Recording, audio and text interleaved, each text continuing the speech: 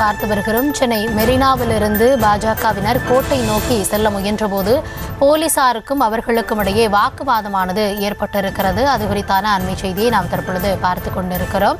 சென்னை மெரினாவிலிருந்து கோட்டை நோக்கி செல்ல முயன்றிருக்கிறார்கள் பாஜகவினர். இதனால் போலீசாருக்கும் அவர்களுக்கும் இடையே வாக்குவாதம் ஏற்பட்டிருக்கிறது. பாஜக இளைஞர் அணியினரை காவல்துறையினர் தடுத்ததால் இந்த வாக்குவாதம் ஏற்பட்டிருக்கிறது. அண்ணா பல்கலைக்கழக மாணவி பாலியல் வன்கொடுமை தொடர்பாக இந்த பேரணி செல்ல முயன்றதாகவும் அது தொடர்பான முயற்சி மேற்கொள்ளப்பட்டதாகவும் கள தகவல்கள் தெரிவிக்கின்றன. விரிவான விவரங்களுக்காக இணைகிறார் எம்முடைய செய்தியாளர் முரளி. கூடுதல் விவரங்களை வழங்கலாம்.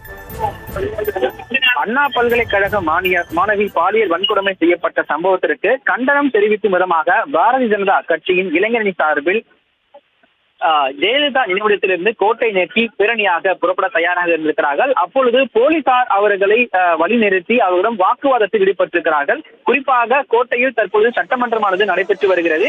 இந்த நிலையில் பாரதிய ஜனதா கட்சியை சார்ந்த இளைஞர் அணியினர் 50க்கும் மேற்பட்டோர் கோட்டை நோக்கி பேரணியாக புறப்பட தயாராக இருக்கிறார்கள்.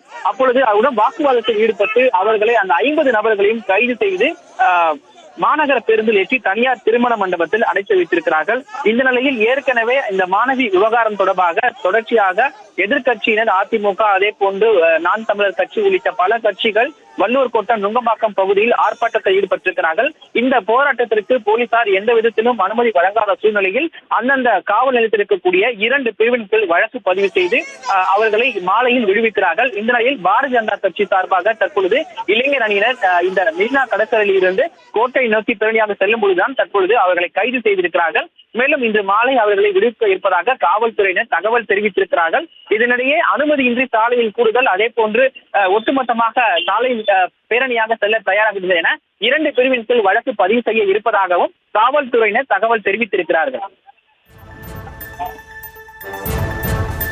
தற்போது விவரங்களுக்கு நன்றி முரளி.